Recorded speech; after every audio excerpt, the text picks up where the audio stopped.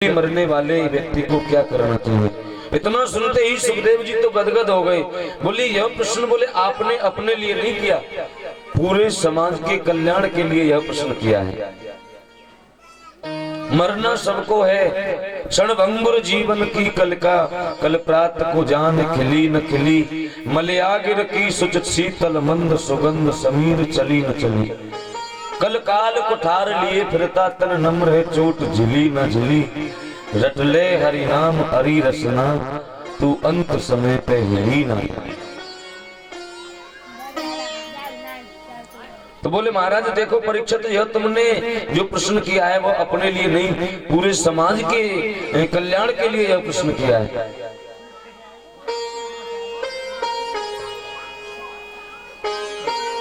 कलयुग में व्यक्ति की आयु 100 वर्ष निर्धारित की गई है और जैसे तैसे ही व्यक्ति 100 वर्ष आजकल जी पाता है। बोले महाराज मरने के साधन भी बहुत हो गए और कोई बिरला ही 100 तक पहुंच रहा है आजकल।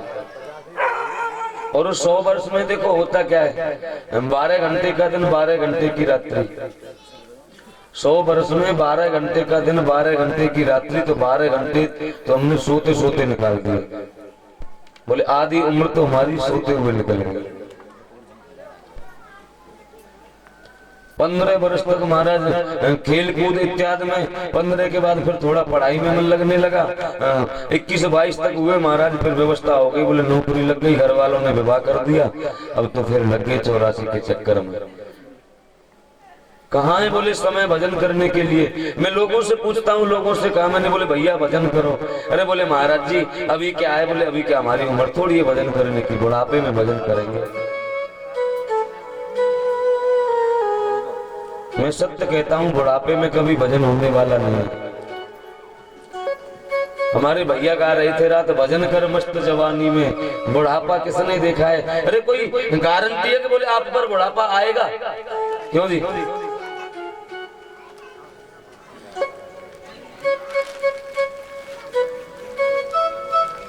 यदि भजन करना है तो बचपन से आदत डालनी पड़ेगी भजन करने की। और यदि आपने बचपन से भजन नहीं किया और बुढ़ापे में सोचा बोले अब भजन करने, तो फिर भजन नहीं होता है। बोले फिर तो नाती और बेटा की याद आती है, क्योंकि वो सारा जीवन निकल गया बोले उनमें।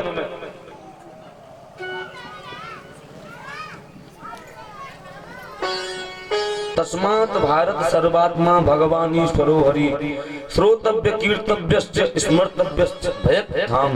बोले महाराज जल्दी मरने वाले व्यक्ति को एक ही काम करना चाहिए,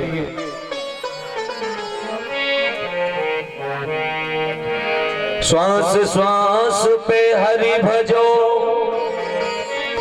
वृथा भजो मत कोई, ना जानू या श्वास को आमन होई न होई।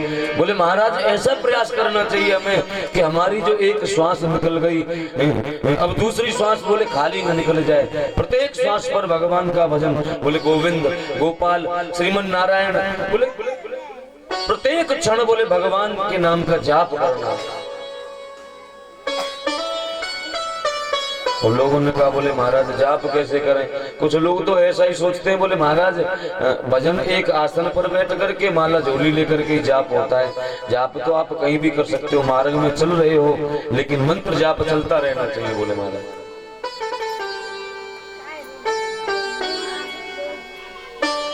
ऐसा प्रयास करना चाहिए। बोले मेरी एक श्वास निकल गई, दूसरी श्वास निकल करके न जाए। माला लेकर के हम भजन क्यों करते हैं? माला हमारे हाथों में होती है तो हमें पता होता है बोले हमें भगवान का भजन करना है। और ज्यादा देर हम किसी से बात नहीं करेंगे, जब माला हाथ में होगी तो बात भी करेंगे तो थोड़ा कम बोलेंगे, क्योंकि माला हाथ में लगी हुई है, फिर भजन करने लग जाते हैं।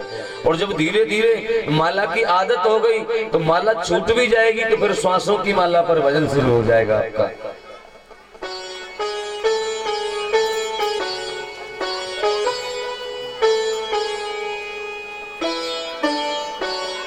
देखो महाराज जी ने अपने शिष्य से कहा, बोले तुम्हें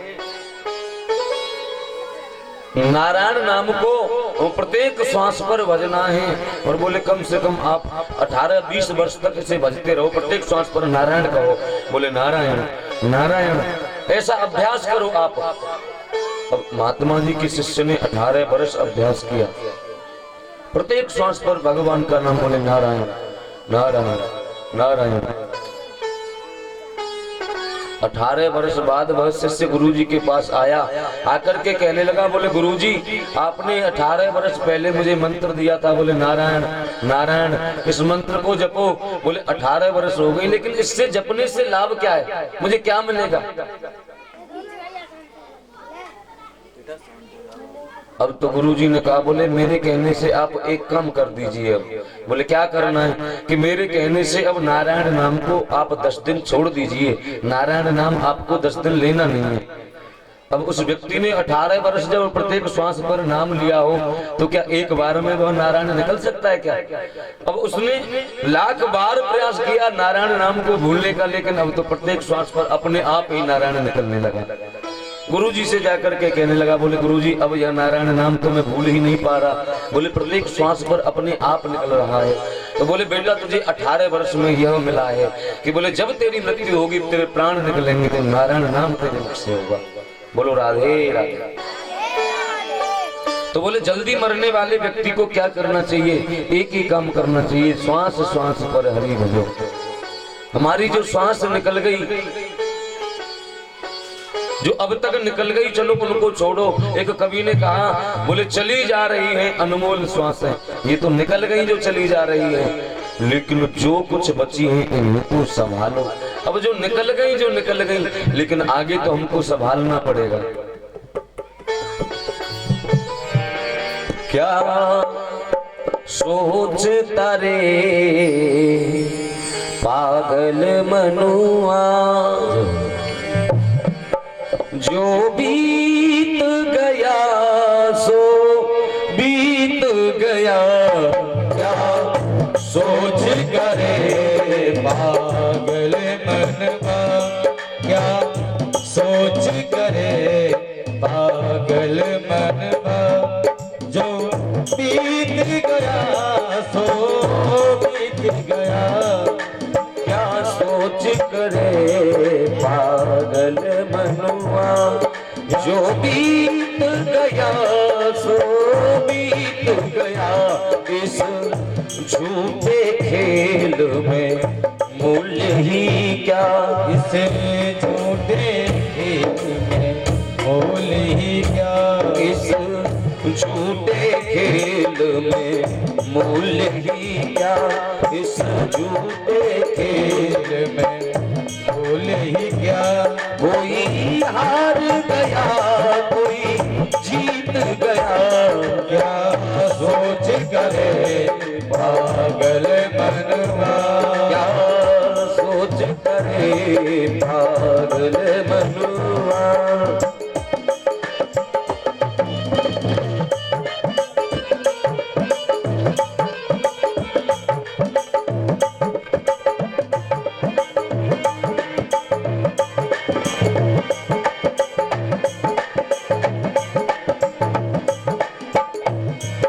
हम चाहे वही हो जरूरी नहीं, चाहे वही हो जरूरी नहीं, हम चाहे वही हो जरूरी नहीं, आशाएं कभी हुई पूरी कहीं, आशाएं कभी हुई पूरी नहीं।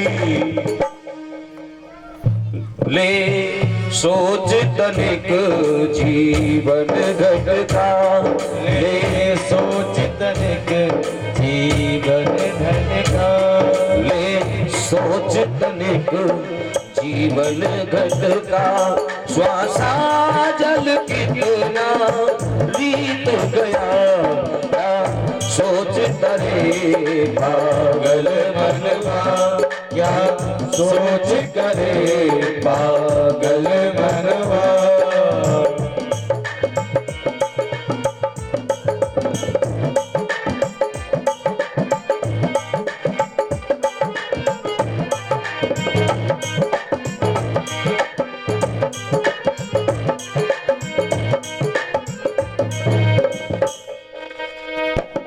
प्रभु प्रेम पीयूष पिया जिसने, प्रभु प्रेम पीयूष पिया जिसने, पर हित हित जन्म लिया जिसने, पर हित जन्म लिया जिसने, मानव है वही जो जन जन के, मानव है वही जो जन जन से। बोले महाराज कितनी सुंदर बात कही है। मानव है वही, मानव कहलाने का अधिकारी कौन है? जब महाराज जाने के बाद लोग कहें, बोले हाँ कोई आदमी था। मानव है वही जो जन जन के बन अधरों का मृद बीत गया, क्या सोच करे पागल मनवा, क्या सोच करे पागल मनवा, जो बीत गया सो बीत गया, क्या सोच करे पागल मनवा। जब सूर्य सा साथी मिलता है, जब सूर्य सा साथी मिलता है, राजेश कमल तब खिलता है, राजेश कमल जब खिलता है, हर सांझ को कहता हे पंकज, हर सांझ को कहता हे पंकज, अब कैसे खिले अब बीत गया, क्या सोच करे पागल मनुआ, क्या सोच करे पागल मनुआ। बोलवा के बिहारी लाल की, बोले क्या सोच करे पागल मनुआ। जो गुजर गई जो बीत गई उसको बीत जाने दो, लेकिन अब आगे की तो संभालो। बुढ़ापे में भजन होने वाला नहीं है। बोले महाराज बुढ़ापे में भजन होने वाला नहीं है, भजन करना है तो जवानी में करना पड़ेगा। श्री सुखदेव जी ने परीक्षित से कहा, बोले कैसे भी लगाओ अपने मन को गोविंद के चरणों में लगाओ।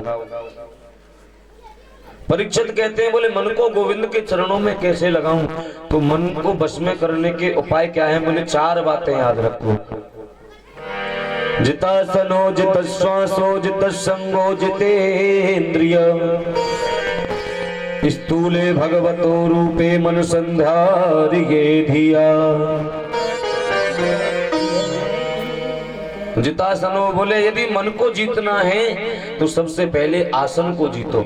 एक आसन पर ज्यादा से ज्यादा समय बैठने की आदत डालो। और महाराज 4 घंटे कथा होती है, 4 घंटे में कम से कम 40 बार पैरों को इधर उधर कर देते हैं। कहाँ है आसन लोगों के पास?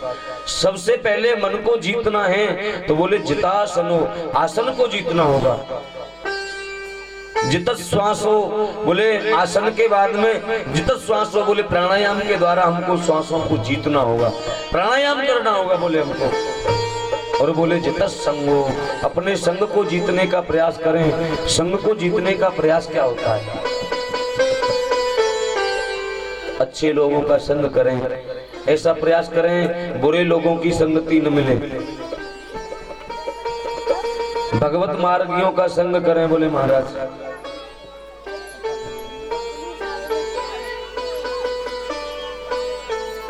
क्योंकि संगत का असर बहुत जल्दी पड़ता है बोले महाराज।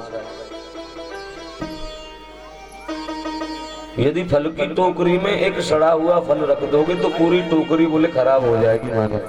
तो बोले श्वासों को जीतना है और बोले संग को जीतना है। तब बोलते हैं बोले जितेंद्रिय, जितासनो जित श्वासो जित संगो जितेंद्रिय। फिर इंद्रियों को जीतना है बोले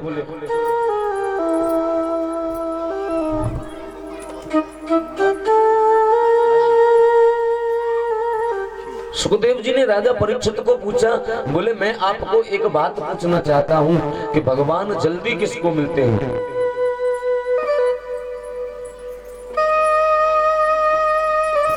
व्याधस्याचरणं ध्रुवस्य च वयो विद्या गजेन्द्रस्य का जाति विदुरस्य यादव पते रुद्रस्य किं पौरुषम् कुब्जाया किम तत्रमधिकम् किम तत्त्वदाम्नो धनम भक्त्या तुष्यति केवलम परमया भक्ति प्रियो माधव।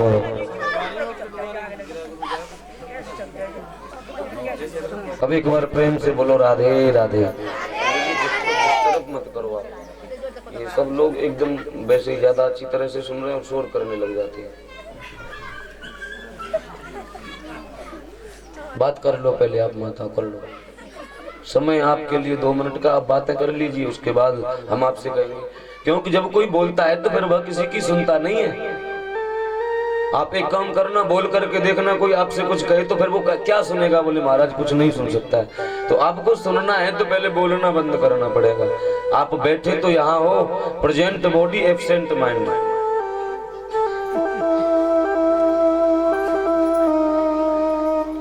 सुखदेव जी ने परीक्षित को पूछा, बोले मैं एक बात पूछना चाहता हूँ, भगवान जल्दी किसको मिलते हैं? परीक्षित ने कहा, बोले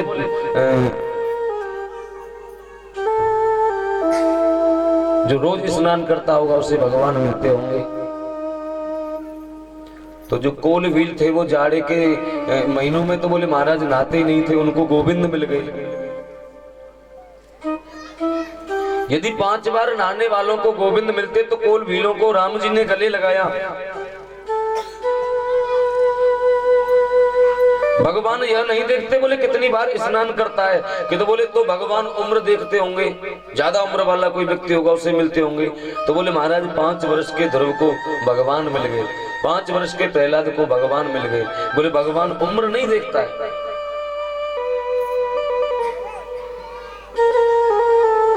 तो बोले महाराज भगवान यह देखते होंगे कि विद्वान है या नहीं, विद्वान को भगवान मिलते हैं। तो बोले वह हाथी, वह गजराज क्या पढ़ा हुआ था जिससे गोविंद मिल गया? तो बोले भगवान ऊंची जाति देखते होंगे, ऊंची बिरादरी देखते होंगे। यदि भगवान ऊंची बिरादरी देखते तो बोले क्या जाति विदुरस्य यादव पते। अरे विदुर जी तो दासी के पुत्र थे, विदुर जी के घर भगवान गए। भगवान बोले जाति नहीं देखते भगवान। तो बोले क्या देखते हैं भगवान?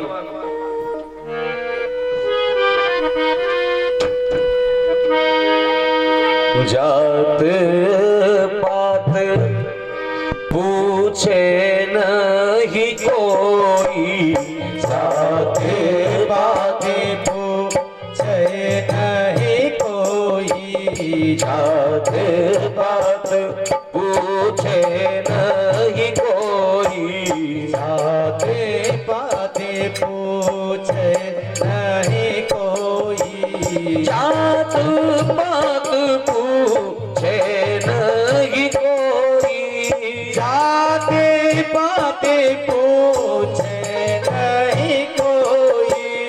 हरि को भजे, हरि को भजे सो हरि को होई, हरि को भजे सो हरि को होई। बोले महाराज जाति बिरादरी नहीं देखते, जाति पात पूछे नहीं कोई, हरि को भजे सो हरि को होई। परीक्षित बोले मुझे विस्तार से बताइए। आदरणीय सुखदेव जी ने कहा, बोले परीक्षित ने पूछा, बोले विदुर जी के यहाँ भगवान ने केले के छिलके का भोग लगाया, मुझे विस्तार से बताइए।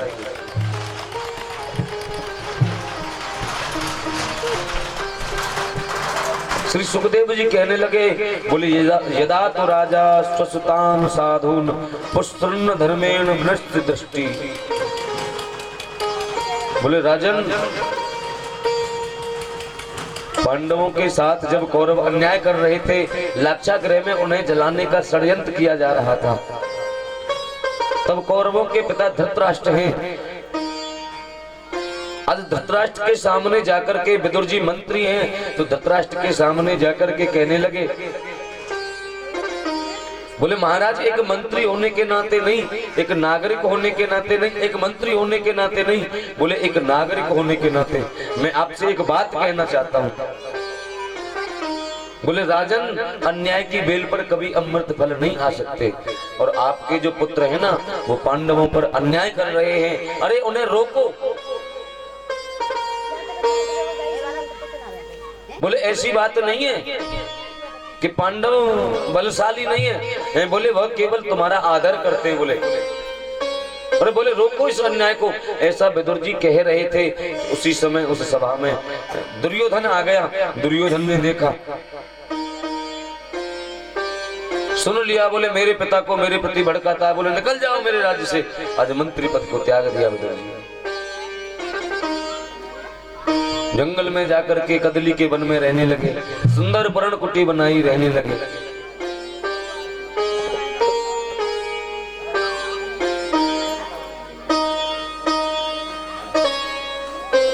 एक दिन द्वारका नगरी को सुंदर, हस्तिनापुर को सुंदर सजाया जा रहा था। बोले महाराज,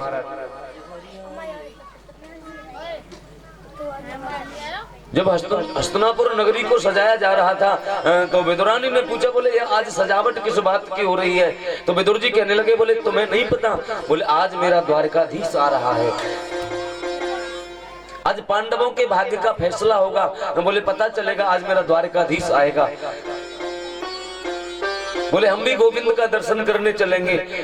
तो विदुरानी कहने लगी, बोले आजकल आपका मंत्री पद तो रहा नहीं जो कि भगवान से मिल सके। तो विदुर जी ने बड़ा सुंदर जवाब दिया, बोले कोई बात नहीं, हम भगवान से मिले या न मिले, लेकिन एक दृष्टि भगवान की, एक दृष्टि गोविंद की हमारे ऊपर पड़ जाएगी तो हम धन्य हो जाएंगे। बोलो राधे राधे।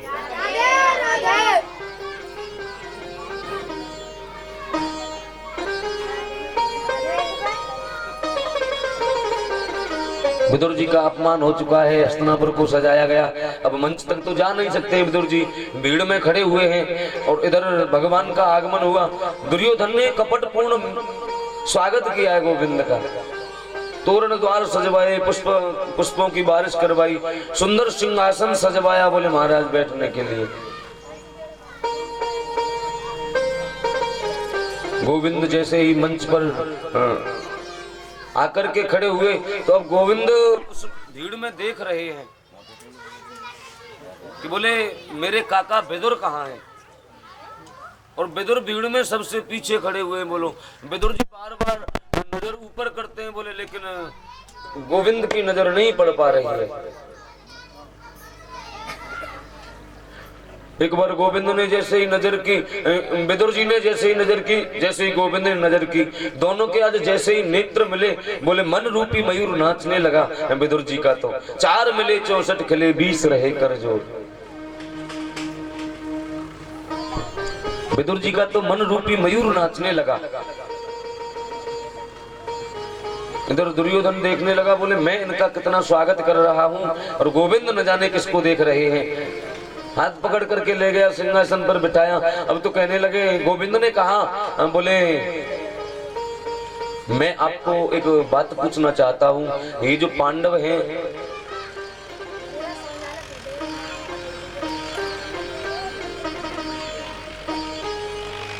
ये जो पांडव हैं वो आपके काका के बेटे हैं? बोले हाँ। कि तो बोले मैं तुम्हारे काका के बेटे हैं। तो बोले तुम्हारे कौन हुए? तो बोले महाराज लौकिक दृष्टि से देखें तो हमारे भाई हुए। कि तो बोले भाई हुए तो तुम्हारे आधे राज्य के अधिकारी हुए, लेकिन मैं तुम्हें आधा राज्य देने के लिए नहीं कहता दुर्योधन। बोले मैं तो तुमसे यह कहना चाहता हूँ कि तुम केवल पांडवों को 5 गांव दे दीजिए। 5 गांव में ही मैं पांडवों को खुश करने का प्रयास करूंगा। उसी समय दुर्योधन तड़प करके खड़ा हो गया। बोले सूचक्रे ने वदश्यामी बिना युद्धेन केशव। बोले महाराज तुम कैसी बात करते हो, बिना युद्ध के एक सुई के नोक की बराबर जगह में नहीं दूंगा। गोविंद ने कहा, बोले दुर्योधन मैंने अभी तक आपको दुर्योधन नहीं बोले सुयोधन कहा है, लेकिन मैं आपसे कहना चाहता हूँ कि बोले बेटा युद्ध तुमने किसी कहानी में सुन लिया होगा, बचपन में दादी से कहानी में सुन लिया होगा, नानी से कहानी में सुन लिया होगा। बोले तुमने युद्ध की विभीषिकाएं नहीं देखी अभी? युद्ध होगा तो हजारों माताएं विधवा हो जाएंगी, हजारों बच्चे अनाथ हो जाएंगे। बोले तुम जानते नहीं हो युद्ध की विभीषिका क्या होती है?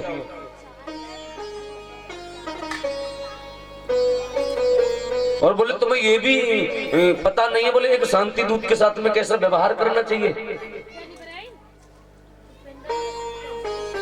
धृतराष्ट्र ने दुर्योधन के हाथ को दबा दिया। हाँ बोले ऐसे नहीं बोलते। अब तो दुर्योधन कहने लगा बोले आप जानते ही हो मैं बचपन से ही थोड़ा उद्दंड हूँ, न जाने क्या क्या बोल जाता हूँ। बोले जो गलती हुई माफ करो। बोले छोड़ो राजपाट की बातें बाद में होती रहेंगी। मेरी माँ ने बड़ा सुंदर भोजन बनाया है। बोले चलो ऐसा भोजन बनाया है आज तक आपने पाया नहीं होगा। बोले महाराज आप चल करके भोजन पा लीजिए पहले, बाद में बातें करेंगे। गोविंद ने सोचा बोला यह अभिमानी है, इसके मन में अब भी अभिमान है। और बोले भगवान अभिमानी के यहाँ कभी नहीं जाते। बोले मेरा भोजन आज मैं आपके यहाँ भोजन नहीं कर सकता, मेरा भोजन तो विदुर काका के यहाँ है। तो बोले विदुर काका ने कब निमंत्रण दे दिया आपको? तो गोविंद कहने लगे बोले मैं जब द्वारका से चला था तो द्वारका में चलने से ही पहले पत्रिका पहुंची थी कि जब भी आप हस्तिनापुर आओ तो मेरे घर भोजन करना। दुर्योधन हंस करके कहने लगा बोले जिसके खुद खाने का ठिकाना नहीं है वो आपको क्या खिलाएगा। गोविंद ने कहा बोले मुझे इस बात की परवाह नहीं, जब निमंत्रण दिया है तो खाने का प्रबंध भी किया होगा। जैसे ही आज विदुर जी ने सुना बोले गोविंद बोल रहे हैं मेरा निमंत्रण विदुर के यहाँ है। विदुर ने इशारे से पूछा बोले मैंने तो गोविंद कहा ही नहीं, भगवान ने कह दिया। बोले हम जो कहते हैं सही कह रहे हैं। बोले आप चलो व्यवस्था करो। विदुर जी गए गोप ग्वालों की बजरिया में। इधर मेरे गोविंद आज कहाँ जा रहे हैं? बोले काका विदुर के यहाँ जा रहे हैं। जैसे हम लोग मंदिर में जाते हैं ना नंगे पैरों, ऐसे ही भक्त का घर भगवान के लिए मंदिर होता है। अब तो गोविंद नंगे ही पैरों विदुर काका के यहाँ आए और बोले काकी स्नान कर रही थी। अब तो दरवाजा खटखटाने लगे। हाँ आज हरि आए विदुर घर पावना। भैया आज हरि आए विदुर घर पावना। आज हरि आए विदुर घर पावना। आज हरि आए विदुर घर पावना। आज हरि आए विदुर घर पावना।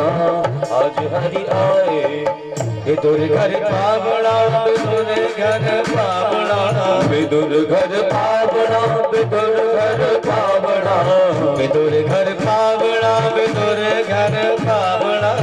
विदुर घर पावना। विदुर घर पावना। आज हरि आए विदुर घर पावना। आज हरि आए विदुर घर पावना।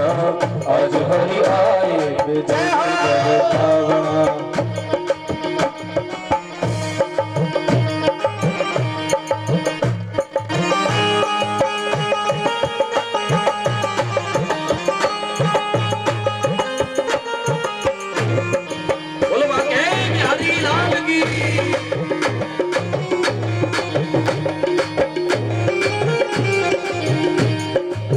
विदुर नहीं घर में विदुरानी। विदुर नहीं घर में विदुरानी। विदुर नहीं घर में विदुरानी। विदुर नहीं घर में विदुरानी। मरने वाले व्यक्ति को क्या करना चाहिए? इतना सुनते ही सुखदेव जी तो गदगद हो गए। बोले यह प्रश्न बोले आपने अपने लिए नहीं किया, पूरे समाज के कल्याण के लिए यह प्रश्न किया है।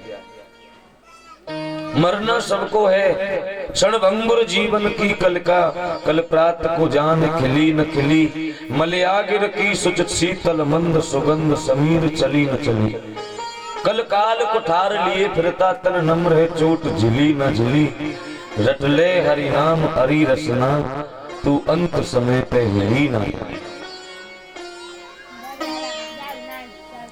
तो बोले महाराज देखो परीक्षित, यह तुमने जो प्रश्न किया है वो अपने लिए नहीं, पूरे समाज के कल्याण के लिए यह प्रश्न किया है।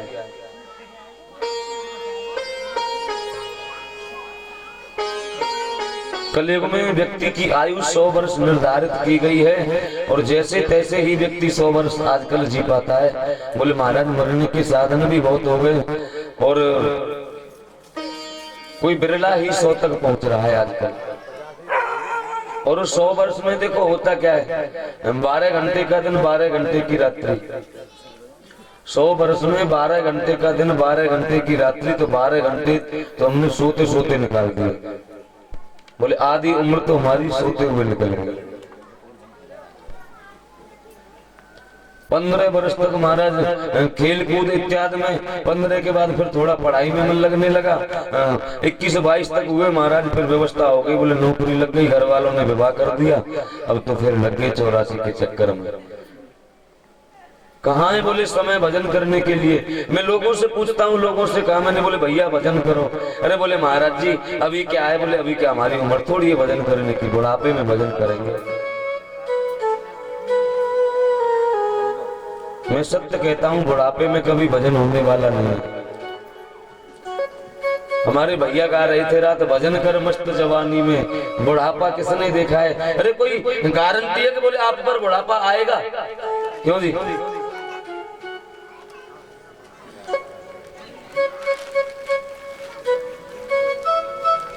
यदि भजन करना है तो बचपन से आदत डालनी पड़ेगी भजन करने की। और यदि आपने बचपन से भजन नहीं किया और बुढ़ापे में सोचा बोले अब भजन करने, तो फिर भजन नहीं होता है। बोले फिर तो नाती और बेटा की याद आती है, क्योंकि वो सारा जीवन निकल गया बोले उनमें।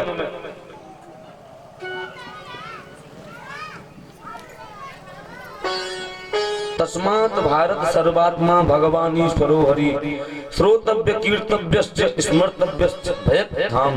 बोले महाराज जल्दी मरने वाले व्यक्ति को एक ही काम करना चाहिए,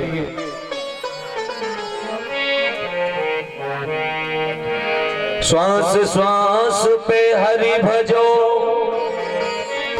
वृथा भजो मत कोई, ना जानू या श्वास को आमन होई न होई। बोले महाराज ऐसा प्रयास करना चाहिए हमें कि हमारी जो एक श्वास निकल गई अब दूसरी श्वास बोले खाली न निकल जाए। प्रत्येक श्वास पर भगवान का भजन, बोले गोविंद गोपाल श्रीमन नारायण, बोले प्रत्येक क्षण बोले भगवान के नाम का जाप करना। और लोगों ने कहा बोले महाराज जाप कैसे करें? कुछ लोग तो ऐसा ही सोचते हैं, बोले महाराज भजन एक आसन पर बैठ करके माला झोली लेकर के जाप होता है। जाप तो आप कहीं भी कर सकते हो, मार्ग में चल रहे हो, लेकिन मंत्र जाप चलता रहना चाहिए। बोले महाराज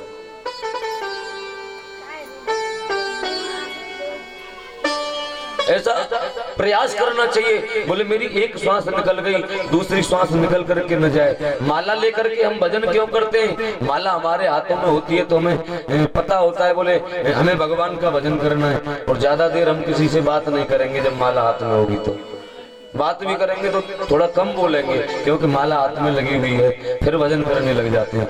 और जब धीरे धीरे माला की आदत हो गई तो माला छूट भी जाएगी, तो फिर श्वासों की माला पर भजन शुरू हो जाएगा आपका।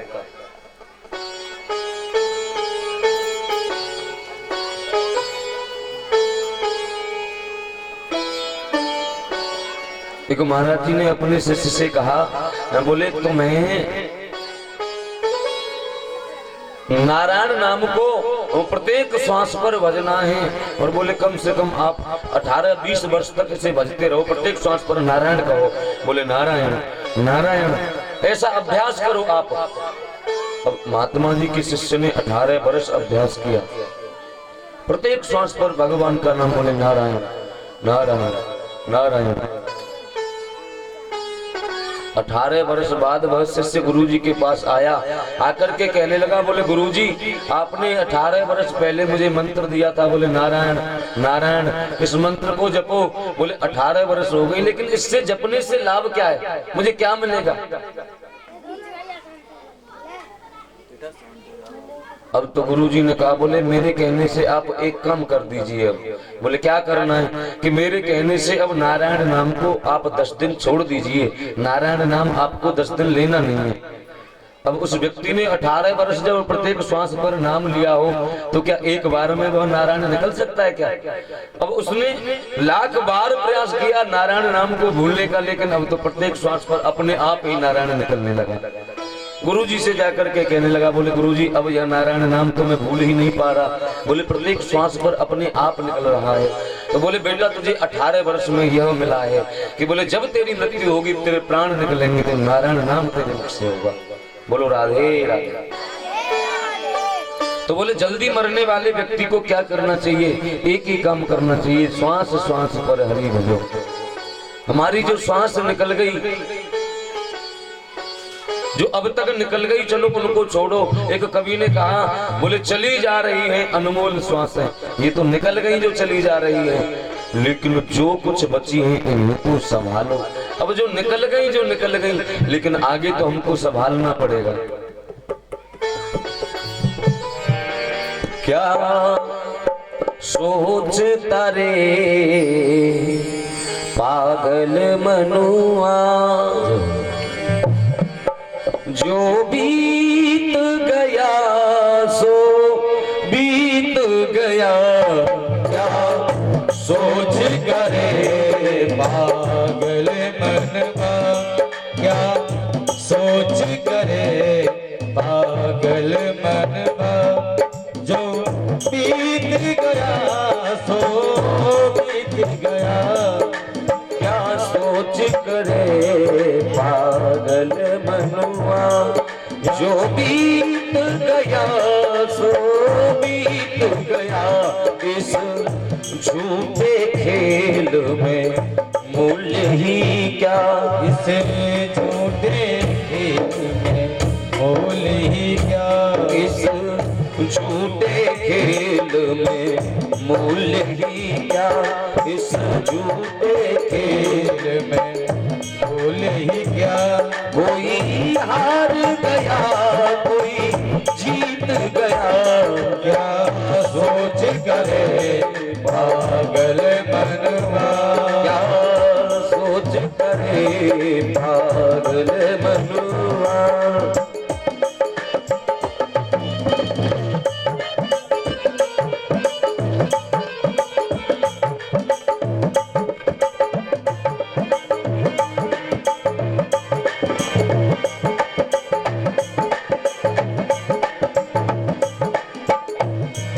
हम चाहे वही हो जरूरी नहीं, चाहे वही हो जरूरी नहीं। हम चाहे वही हो जरूरी नहीं। आशाएं कभी हुई पूरी कहीं, आशाएं कभी हुई पूरी नहीं। ले सोच तनिक जीवन घटता, ले सोच तनिक जीवन धन का। ले सोच तनिक जीवन घटता। श्वासा जल कितना रीत गया। क्या सोच तरे पागल मनवा, क्या सोच करे पागल मनवा।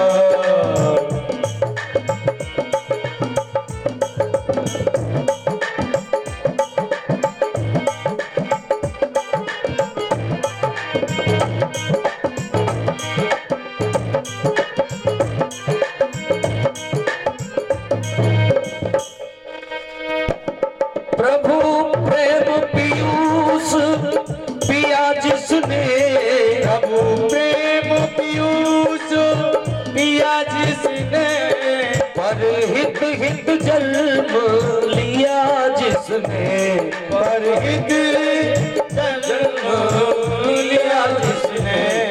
मानव है वही जो जन जन के, मानव है वही जो जन जन से। बोले महाराज कितनी सुंदर बात कही है। मानव है वही, मानव कहलाने का अधिकारी कौन है? जब महाराज जाने के बाद लोग कहें, बोले हाँ कोई आदमी था। मानव है वही जो जन जन के बन अधरों का मृद बीत गया। क्या सोच करे पागल मनवा, क्या सोच करे पागल मनवा। जो बीत गया सो बीत गया। क्या सोच करे पागल मनवा। जब सूर सा साथी मिलता है, जब सूर सा साथी मिलता है, राजेश कमल तब खिलता है, राजेश कमल जब खिलता है, हर सांझ को कहता हे पंकज, हर सांझ को कहता हे पंकज, अब कैसे खिले अब मीत गया, क्या सोच करे पागल मनुआ, क्या सोच करे पागल मनुआ। बोलवा के बिहारी लाल की, बोले क्या सोच करे पागल मनुआ, जो गुजर गई जो बीत गई उसको बीत जाने दो, लेकिन अब आगे की तो संभालो, बुढ़ापे में भजन होने वाला नहीं है। बोले महाराज बुढ़ापे में भजन होने वाला नहीं है, भजन करना है तो जवानी में करना पड़ेगा। श्री सुखदेव जी ने परीक्षित से कहा, बोले कैसे भी लगाओ अपने मन को गोविंद के चरणों में लगाओ। परीक्षित कहते हैं, बोले मन को गोविंद के चरणों में कैसे लगाऊं, तो मन को बस में करने के उपाय क्या है? बोले 4 बातें याद रखो। जितासनो जित श्वासो जित संगो जितेन्द्रिय, स्थूले भगवतो रूपे मन संधारिये धिया। जितासनो बोले यदि मन को जीतना है तो सबसे पहले आसन को जीतो। एक आसन पर ज्यादा से ज्यादा समय बैठने की आदत डालो। अब महाराज 4 घंटे कथा होती है, 4 घंटे में कम से कम 40 बार पैरों को इधर उधर कर देते हैं। कहाँ है आसन लोगों के पास? सबसे पहले मन को जीतना है तो बोले जितासनो, आसन को जीतना होगा। जित श्वासो बोले आसन के बाद में जित श्वासो बोले प्राणायाम के द्वारा हमको श्वासों को जीतना होगा, प्राणायाम करना होगा बोले हमको। और बोले जित संगो, अपने संग को जीतने का प्रयास करें। संग को जीतने का प्रयास क्या होता है? अच्छे लोगों का संग करें, ऐसा प्रयास करें बुरे लोगों की संगति न मिले। भगवत मार्गियों का संग करें बोले महाराज।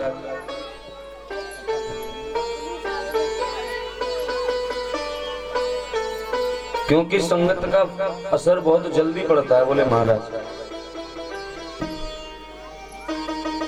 यदि फल की टोकरी में एक सड़ा हुआ फल रख दोगे तो पूरी टोकरी बोले खराब हो जाएगी महाराज। तो बोले श्वासों को जीतना है और बोले संग को जीतना है। तब बोलते हैं बोले जितेंद्रिय, जितासनो जित श्वासो जित संगो जितेंद्रिय। फिर इंद्रियों को जीतना है बोले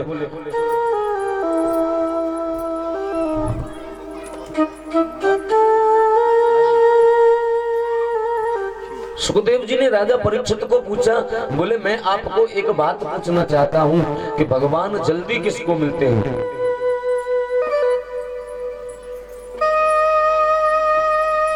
व्याधस्य चरणम ध्रुवस्य च वयो विद्या गजेन्द्रस्य का जाति विदुरस्य यादव पते रुग्रस्य किम पौरुष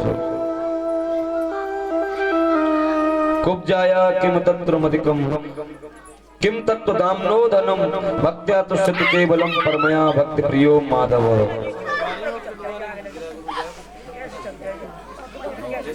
अब एक बार प्रेम से बोलो राधे राधे। मत करो आप, ये सब लोग एकदम वैसे ही ज्यादा अच्छी तरह से सुन रहे हैं और शोर करने लग जाते हैं। बात कर लो पहले, आप माता कर लो। समय आपके लिए 2 मिनट का, आप बातें कर लीजिए, उसके बाद हम आपसे कहेंगे। क्योंकि जब कोई बोलता है तो फिर वह किसी की सुनता नहीं है। आप एक काम करना, बोल करके देखना, कोई आपसे कुछ कहे तो फिर वो क्या सुनेगा? बोले महाराज कुछ नहीं सुन सकता है। तो आपको सुनना है तो पहले बोलना बंद करना पड़ेगा। आप बैठे तो यहाँ हो, present body absent mind.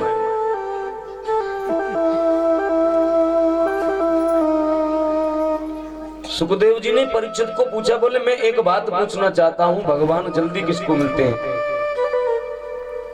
Parikshit ने कहा, बोले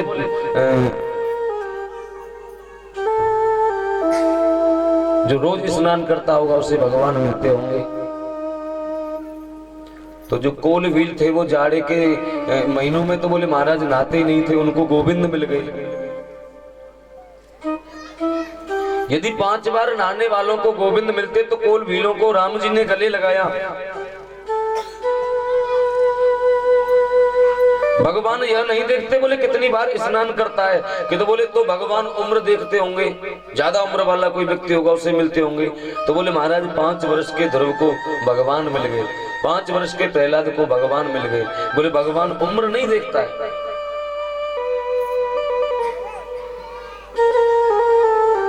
तो बोले महाराज भगवान यह देखते होंगे कि विद्वान है या नहीं, विद्वान को भगवान मिलते हैं। तो बोले वह हाथी वह गजराज क्या पढ़ा हुआ था जिससे गोविंद मिल गया। तो बोले भगवान ऊंची जाति देखते होंगे, ऊंची बिरादरी देखते होंगे। यदि भगवान ऊंची बिरादरी देखते तो बोले क्या जाति विदुरस्य यादव पते। अरे विदुर जी तो दासी के पुत्र थे, विदुर जी के घर भगवान गए। भगवान बोले जाति नहीं देखते भगवान। तो बोले क्या देखते हैं भगवान।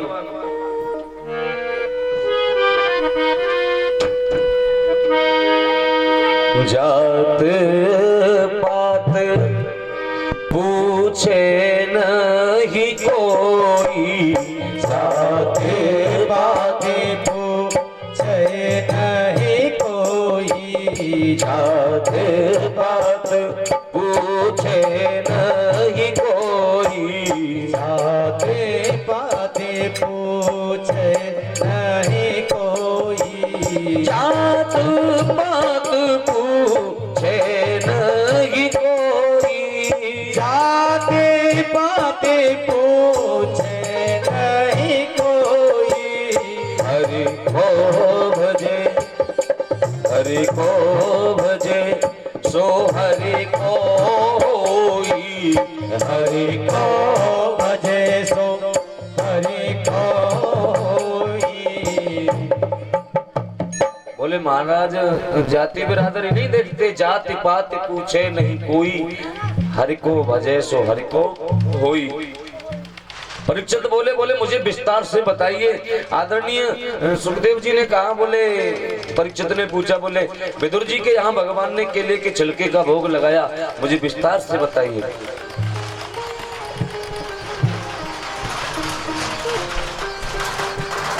श्री सुखदेव जी कहने लगे, बोले यदा तो राजा स्वसुतान साधून पुष्टन्न धर्मेण भ्रष्ट दृष्टि। बोले राजन पांडवों के साथ जब कौरव अन्याय कर रहे थे, लाक्षागृह में उन्हें जलाने का षड्यंत्र किया जा रहा था, तब कौरवों के पिता धृतराष्ट्र हैं।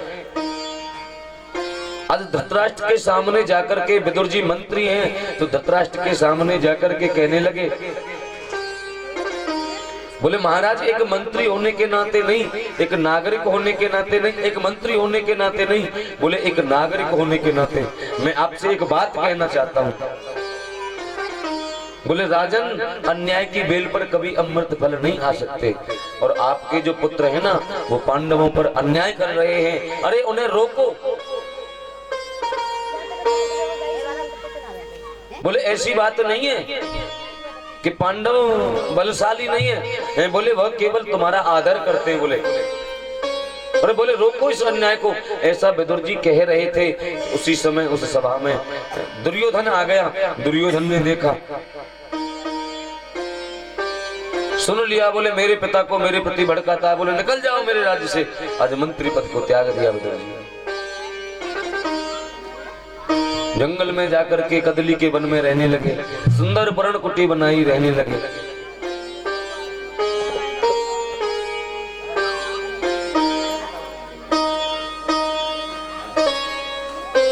एक दिन द्वारका नगरी को सुंदर, हस्तिनापुर को सुंदर सजाया जा रहा था। बोले महाराज जब हस्तिनापुर नगरी को सजाया जा रहा था तो विदुरानी ने पूछा, बोले ये आज सजावट किस बात की हो रही है। तो विदुर जी कहने लगे, बोले तुम्हें नहीं पता, बोले आज मेरा द्वारकाधीश आ रहा है,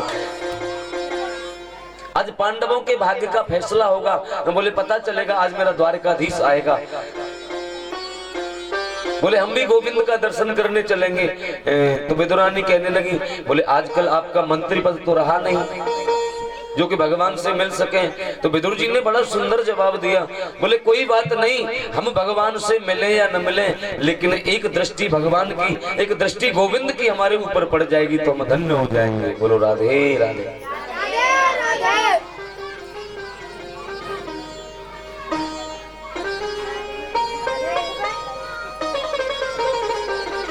विदुर जी का अपमान हो चुका है, हस्तिनापुर को सजाया गया, अब मंच तक तो जा नहीं सकते विदुर जी, भीड़ में खड़े हुए हैं और इधर भगवान का आगमन हुआ।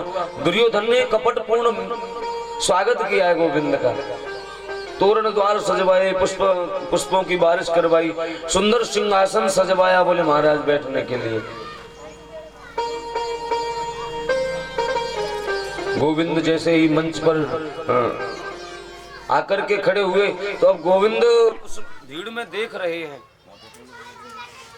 कि बोले मेरे काका विदुर कहाँ हैं, और विदुर भीड़ में सबसे पीछे खड़े हुए हैं। बोलो विदुर जी बार बार नजर ऊपर करते हैं, बोले लेकिन गोविंद की नजर नहीं पड़ पा रही है। एक बार गोविंद ने जैसे ही नजर की, विदुर जी ने जैसे ही नजर की, जैसे ही गोविंद ने नजर की, दोनों के आज जैसे ही नेत्र मिले, बोले मन रूपी मयूर नाचने लगा। विदुर जी का तो 4 मिले 64 खिले 20 रहे कर जोड़। विदुर जी का तो मन रूपी मयूर नाचने लगा। इधर दुर्योधन देखने लगा, बोले मैं इनका कितना स्वागत कर रहा हूं और गोविंद न जाने किसको देख रहे हैं। हाथ पकड़ करके ले गया, सिंहासन पर बिठाया। अब तो कहने लगे, गोविंद ने कहा, बोले मैं आपको एक बात पूछना चाहता हूं, ये जो पांडव हैं,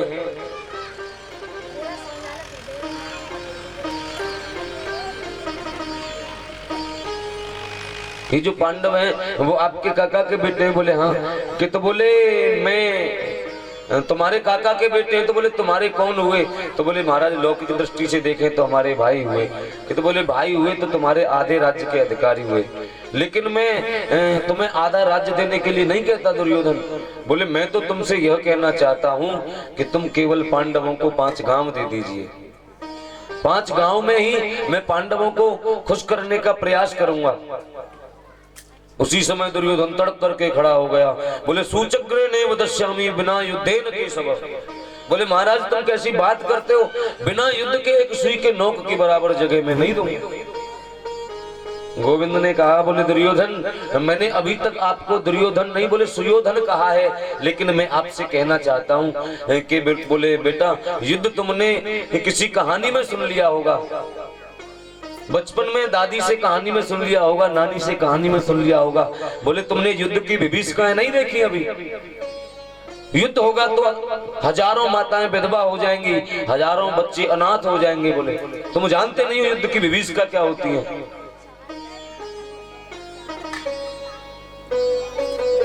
और बोले तुम्हें ये भी पता नहीं है, बोले एक शांति दूत के साथ में कैसा व्यवहार करना चाहिए। धृतराष्ट्र ने दुर्योधन के हाथ को दबा दिया। बोले ऐसे नहीं बोलते। अब तो दुर्योधन कहने लगा, बोले आप जानते ही हो मैं बचपन से ही थोड़ा उद्दंड हूं, न जाने क्या क्या बोल जाता हूं। बोले जो गलती हुई माफ करो। बोलो छोड़ो, राजपाट की बातें बाद में होती रहेंगी। मेरी माँ ने बड़ा सुंदर भोजन बनाया है। बोले चलो, ऐसा भोजन बनाया है आज तक आपने पाया नहीं होगा। बोले महाराज आप चल करके भोजन पा लीजिए, पहले बाद में बातें करेंगे। गोविंद ने सोचा, बोला यह अभिमानी है, इसके मन में अब भी अभिमान है। और बोले भगवान अभिमानी के यहाँ कभी नहीं जाते। बोले मेरा भोजन आज मैं आपके यहाँ भोजन नहीं कर सकता, मेरा भोजन तो विदुर काका के यहाँ है। तो बोले विदुर काका ने कब निमंत्रण दे दिया आपको? तो गोविंद कहने लगे, बोले मैं जब द्वारका से चला था तो द्वारका में चलने से ही पहले पत्रिका पहुंची थी कि जब भी आप हस्तिनापुर आओ तो मेरे घर भोजन करना। दुर्योधन हंस करके कहने लगा, बोले जिसके खुद खाने का ठिकाना नहीं है वो आपको क्या खिलाएगा? गोविंद ने कहा, बोले मुझे इस बात की परवाह नहीं, जब निमंत्रण दिया है तो खाने का प्रबंध भी किया होगा। जैसे ही आज विदुर जी ने सुना, बोले गोविंद बोल रहे हैं मेरा निमंत्रण विदुर के यहाँ है। विदुर ने इशारे से पूछा, बोले मैंने तो गोविंद कहा ही नहीं। भगवान ने कह दिया, बोले हम जो कहते हैं सही कह रहे हैं। बोले आप चलो व्यवस्था करो। विदुर जी गए गोप ग्वालों की बजरिया में, इधर मेरे गोविंद आज कहाँ जा रहे हैं? बोले काका विदुर के यहाँ जा रहे हैं। जैसे हम लोग मंदिर में जाते हैं ना नंगे पैरों, ऐसे ही भक्त का घर भगवान के लिए मंदिर होता है। अब तो गोविंद नंगे ही पैरों विदुर काका के यहाँ आए और बोले काकी स्नान कर रही थी। अब तो दरवाजा खटखटाने लगे। हाँ आज हरि आए विदुर घर पावना, भैया आज हरि आए विदुर घर पावना, आज हरि आए विदुर घर पावना, आज हरि आए विदुर घर पावना, आज हरि आए विदुर घर पावना, आज हरि आए विदुर घर पावना, विदुर घर पावना, विदुर घर पावना, विदुर घर पावना, विदुर घर पावना, विदुर घर पावना, विदुर घर पावना, विदुर घर पावना, आज हरि आए विदुर घर पावना, आज हरि आए विदुर घर पावना, आज हरि आए विदुर घर पावना।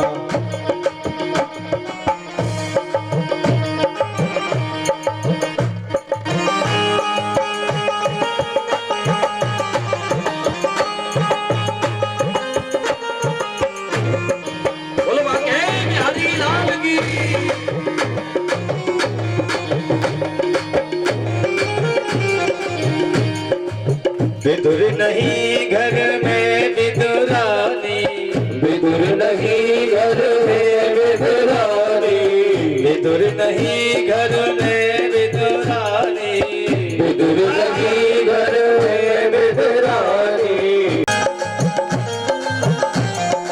जय हो।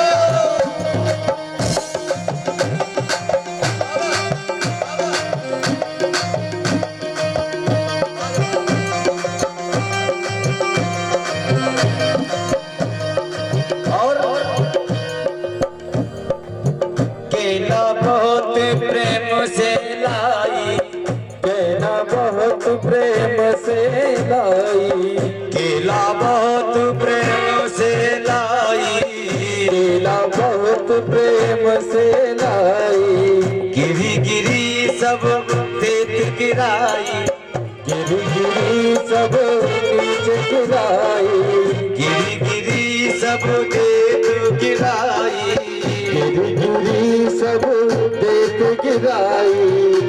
मोहन छिलका खा रहे हैं और कह रहे हैं लागे परम सुहावना, हो लागे परब सुहावना, लागे बहुत फूल, हाँ लागे परम सुहावना, आज हरि आए विदुर घर पावना, आज हरि आए विदुर घर पावना।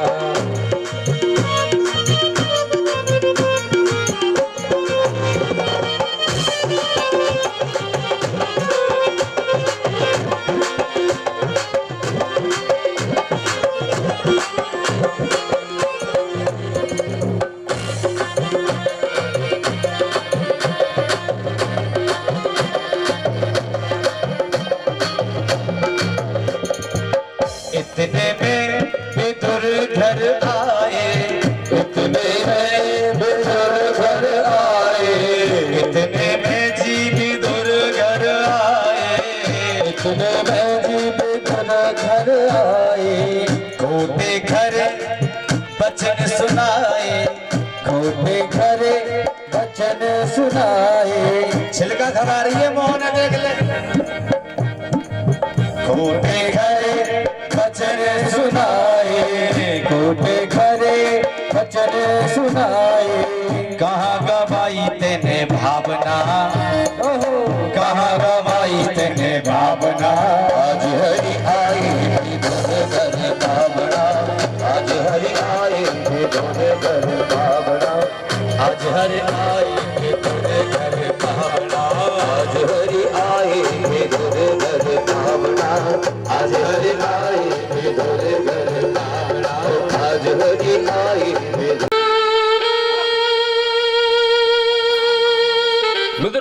बोली मैं अभी आपके भोजन का इंतजाम करती हूँ। दौड़ी दौड़ी विदुरानी गई और बाग से केले लेकर के आई, पके पके केले तोड़ करके लाई, ला करके गोविंद को अब प्रसाद खिलाने लगी। बोली मेरा गोविंद बड़े दिनों में आया, बोले आज मैं अपने हाथों से गोविंद को प्रसाद खिलाऊंगी। अब तो महाराज वो अपने हाथों से भगवान को प्रसाद खिलाने लगी।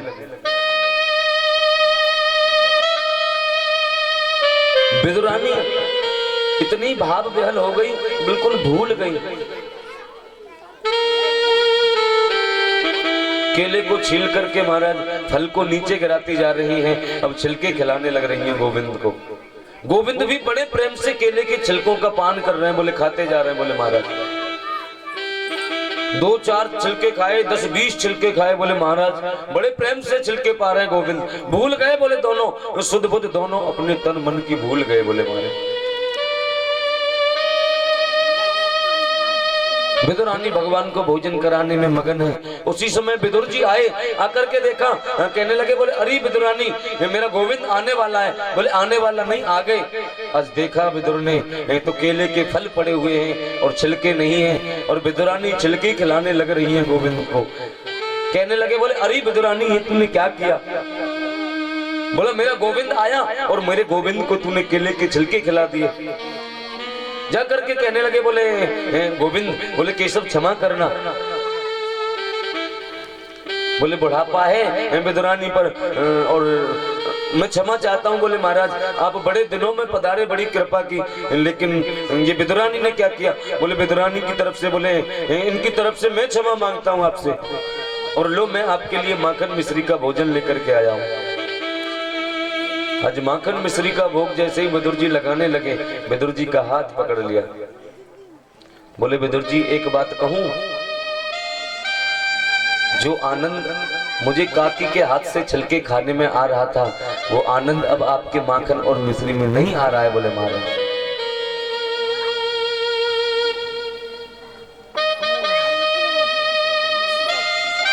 भगवान ने कहा है भाव का भूखा हूं मैं। भगवान केवल भाव का भूखा है। भाव का भूखा हूं मैं, भाव ही एक सार है। भाव से भजले जो मुझको, भव से बेड़ा पार है।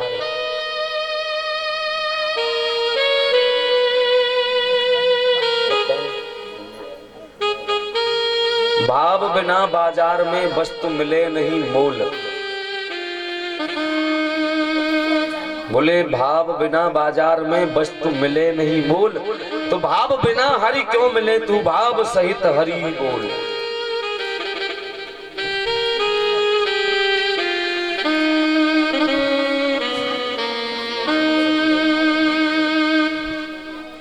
उद्धव जी ने गोविंद को पूछा, बोले 24 अवतारों में तुम्हारे 2 अवतार श्रेष्ठ हैं, राम अवतार और कृष्ण अवतार। बोले 24 अवतारों में तुम्हें सबसे सुंदर और स्वादिष्ट भोजन कहाँ मिला? तो गोविंद ने कहा बोले महाराज एक तो मुझे जो सबसे राम रूप में जब मुझे भोजन मिला तो बोले शबरी के यहाँ मिला, और बोले कृष्ण रूप में मुझे विदुर जी के यहाँ मिला।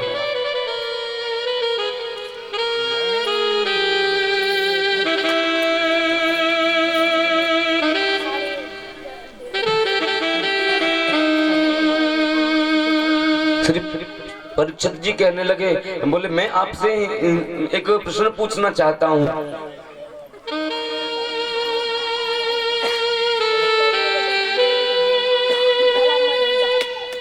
मैं यह जानना चाहता हूँ, जब सारी सृष्टि को परमात्मा बनाता है, सारी सृष्टि को परमात्मा क्यों बनाता है, और सृष्टि में कोई दुखी कोई सुखी क्यों है?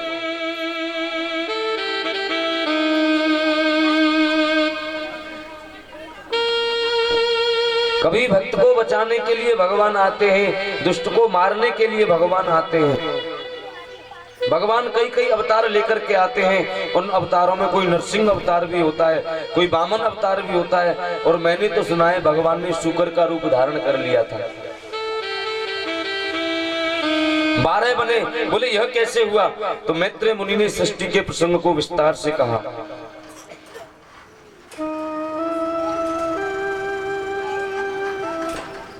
बोले सारी सृष्टि पर कोई नहीं था जल ही जल था, सारी सृष्टि पर इस पर कोई नहीं था, बोले जल ही जल था। जल में जिसने अयन बनाया उसका नाम पड़ा नारायण। अब नारायण के मन में विचार आया, बोले मैं एक से अनेक हो जाऊं।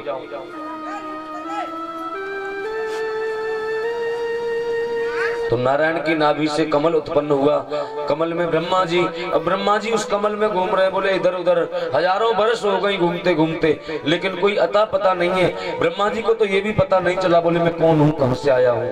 उसी समय आकाशवाणी हुई, बोले तप, ब्रह्मा जी तप करो तब तुम्हें पता चलेगा कि तुम कौन हो। ब्रह्मा जी ने तपस्या की, भगवान ने दर्शन दिए, बोले आप सृष्टि का विस्तार करो। ब्रह्मा जी ने तपस्या की, तब ब्रह्मा जी को पता चला है मैं कौन हूँ। हमको भी तपस्या करनी पड़ेगी, हमें बैठ करके सोचना पड़ेगा, बोले मैं कौन हूँ, किस लिए आया हूँ, क्या मेरा लक्ष्य है, मेरे आने का प्रयोजन क्या है, यहाँ मुझे मानव योनि मिली है किस लिए मिली है, मैं इस पृथ्वी पर आया हूँ, बोले किस लिए आया हूँ। ऐसा बैठ करके चिंतन किया क्या आपने कभी कि हमको ये जो मानव देही मिली है ये किस लिए मिली है, क्यों मिली है, किस लिए हम यहाँ आए हैं। आए थे हरि भजन को ओटन लगे कपास। बोले महाराज आए थे भगवान का भजन करने के लिए, लेकिन 84 के चक्कर में लग गए।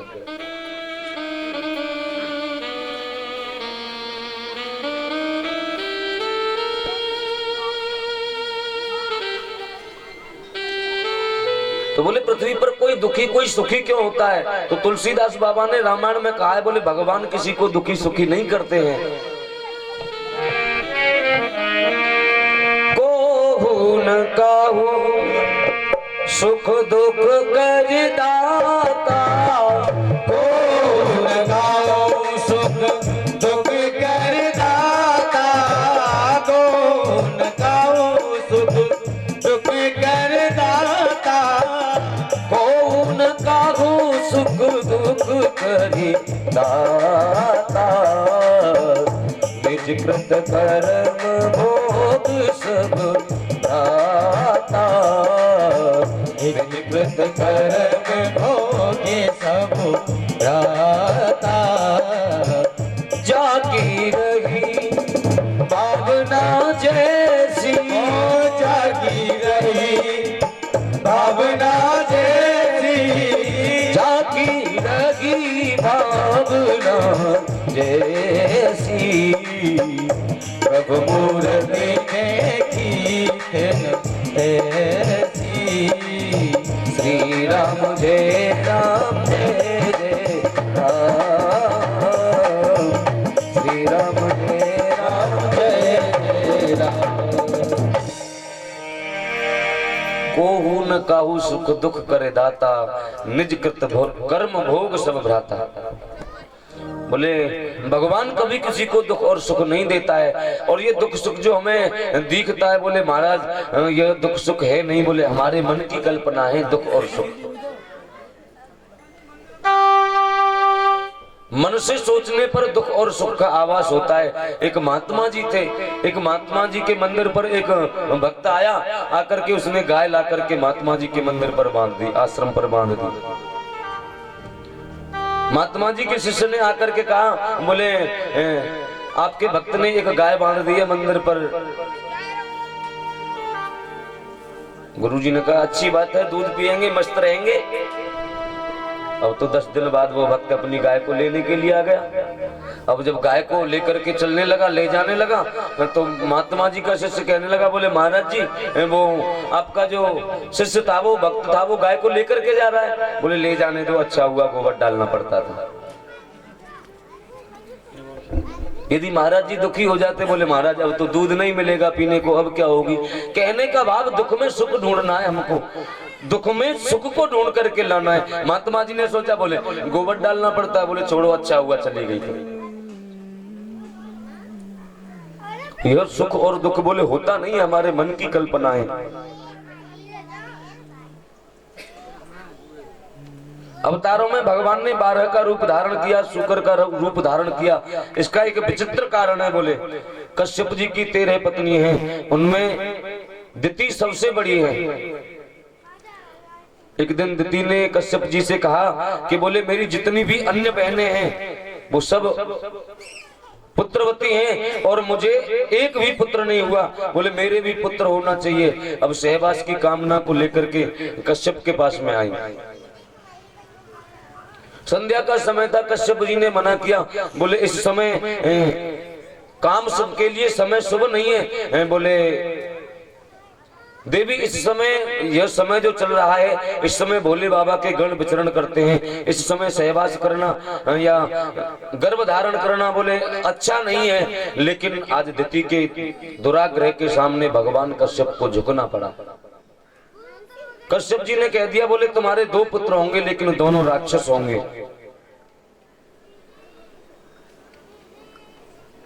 अब तो डर गई, अब तो दिति डर गई। बोले हे भगवान मेरे राक्षस पुत्र। बोले मैं नहीं चाहती कि मेरे राक्षस पुत्र हो, मुझे तो सुशील पुत्र चाहिए। अब ऋषि ने कहा बोले मैं इस असर को लेकर के कहां जाऊं, यह बीज का असर है।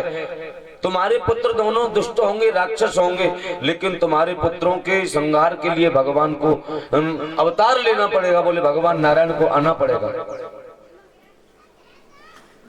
और जो तुम्हारा पौत्र होगा वो भगवान का बहुत बड़ा भक्त होगा, जिसका नाम प्रहलाद होगा। ये जो दिति के गर्भ में बालक है ना, ये कोई साधारण मानव नहीं है।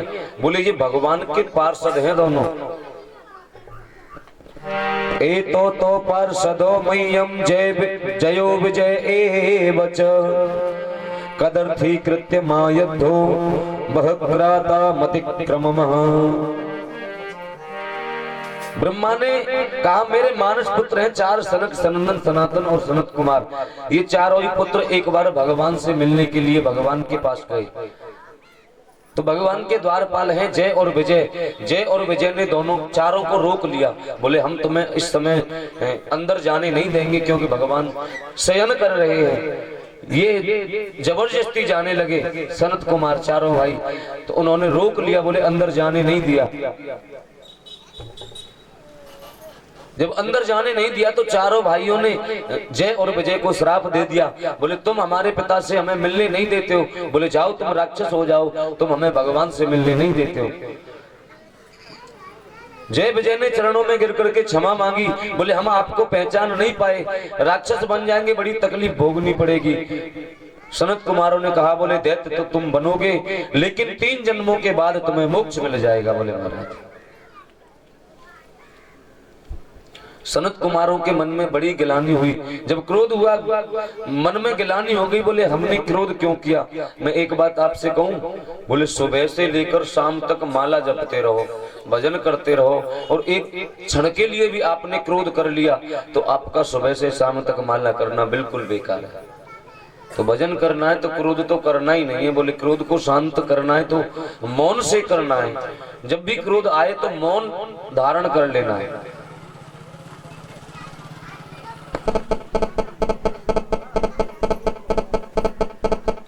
आज यही दोनों भगवान के पार्षद जय और विजय यही माता दिति के गर्भ में आए। बोले महाराज इधर सनत कुमार चारों भाई भद्रकाश्रम में चले गए वापस, और यही दोनों बच्चे आज माता दिति के गर्भ में पल रहे हैं।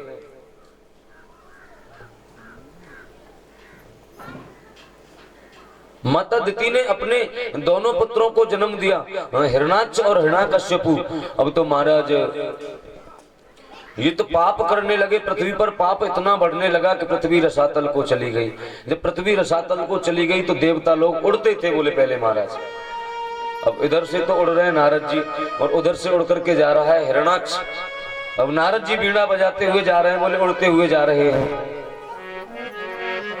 श्री नारायण जय नारायण, नारायण जय श्री नारायण, श्री नारायण जय नारायण, नारायण जय श्री नारायण, श्री नारायण जय नारायण, नारायण जय श्री नारायण, श्री नारायण जय नारायण नारायण जय श्री नारायण श्री नारायण जय नारायण नारायण जय जय नारायण श्री नारायण जय नारायण नारायण जय जय नारायण श्री नारायण जय नारायण नारायण जय जय नारायण श्री नारायण जय नारायण नारायण जय जय ओ बोलो श्री नारायण जय नारायण नारायण जय श्री नारायण श्री नारायण जय नारायण नारायण जय श्री नारायण श्री नारायण जय नारायण नारायण जय जय नारायण श्री नारायण जय नारायण नारायण जय जय नारायण श्री नारायण जय नारायण नारायण जय जय नारायण श्री नारायण जय नारायण नारायण जय जय ओ बोलो नारायण श्री